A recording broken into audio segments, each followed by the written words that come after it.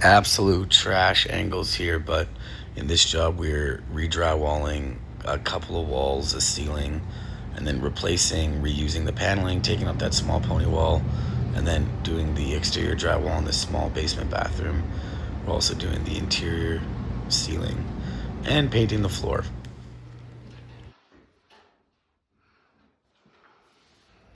A decade later, a couple guys, couple cokes. It's almost like we know what we're doing though, goddamn. One thing that small contractors or smaller companies or people who are new in business do is they don't charge for their own time. Now, like if you're hiring people to do stuff for you, I can understand how you can get like stuck in the mentality that you can go in and like kind of increase the numbers on the job, whatever. But ultimately, no one's working for free. No one should work for free. Your employees or subcontractors aren't doing it for free, so why are you?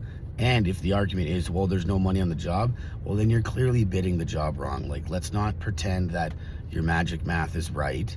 It's possibly wrong. There are specific like formulas to hire and sub and bid any job. So if you can't pay yourself, you really have to like look into why that is if you're only making $10,000 a year. So anyways, that would be one thing that I think for 2026 for anybody on this planet, if you're making 15 bucks an hour, you should go try to make 17 bucks an hour. Go try to make 20 bucks an hour. If you're a contractor or a sub making 40 grand a year, go try to make 50. Just keep hustling, you keep grinding, because some of these people, if you're a subcontractor and you're not making enough money, then you're working for the wrong kind of like general contractors or prime contractors or whatever, because they're not giving you a better rate, or you need to provide more value. Just another thing.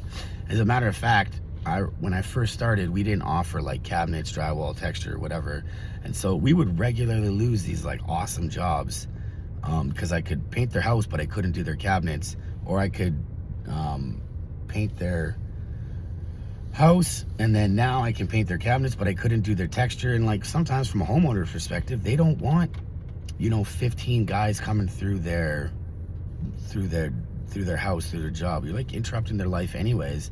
So if you could be a one-stop shop, maybe take the time to invest in yourself to learn the new skills, or network with the right people to acquire the subs who can do the skills.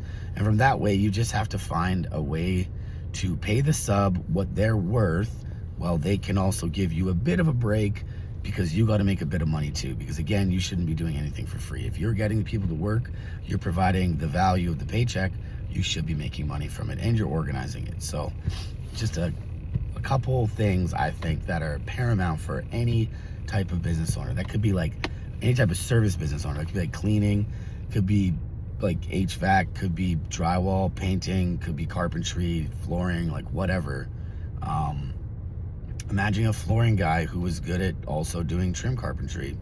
That could be a very, very good marrying of skills, so something. Over this holiday, I was thinking, like holidays are expensive for everybody. I spent a lot of money. Single dad, I got kids, I got a girlfriend, I got people to get presents for and look after and whatever else. I also have a basement suite because I don't want to pay too much for where I live. But it had me thinking, like I live in this world where I try to make sure like everything is covered, and as it is, it's my job, that's fine. But I am so thankful I don't have a car payment. Like I drive a $5,000, $6,000 Chevy Uplander, which is a perfect work van. Also got a couple of kids seats back there. It's beautiful, it's cheap, doesn't cost me anything. It's a little greasy on gas, whatever, and there is some maintenance fees. But like for instance, I got this thing at 77,000 kilometers like 3 or 4 years ago or something. It's at like 262 kilometers, or let's see if we can do quick maths in miles. So in miles, it'd be like I got it at 40,000 miles, and now it's at like 190 or 180,000 miles. But the point is I don't have this crazy bill. Like I talked to some guys and they've got a $2,000 a month car payment with negative equity rolled into their whips, and then on top of that the insurance, and it's like, you know, it could be like $3,000 a month or whatever. It's just, it is obscene. And I think about it, it's like, I don't want to go to work to pay for a car. Now, do I feel like I deserve a better car? Yeah. Could I afford a better car? Fuck yeah. But I don't want to pay for it. You know, it makes me happy to know that, like, you know, things might go wrong with the car and I could buy another $5,000, $10,000 car. Whatever, it's not a big deal. Or I could go get a loan for a car and get a really nice car. But again, it's not something I want to prioritize right now. Like, I'd like to be like mortgage free. I'd like to be, like, have a better asset to income ratio as compared to like liability to income ratio. Because what are we all doing this for? Like, why do you wake up, go to work? We all do it because for the means to an end, to not have to work one day, like whether it's 65, 55, 45, or tomorrow, like if you're gonna retire tomorrow.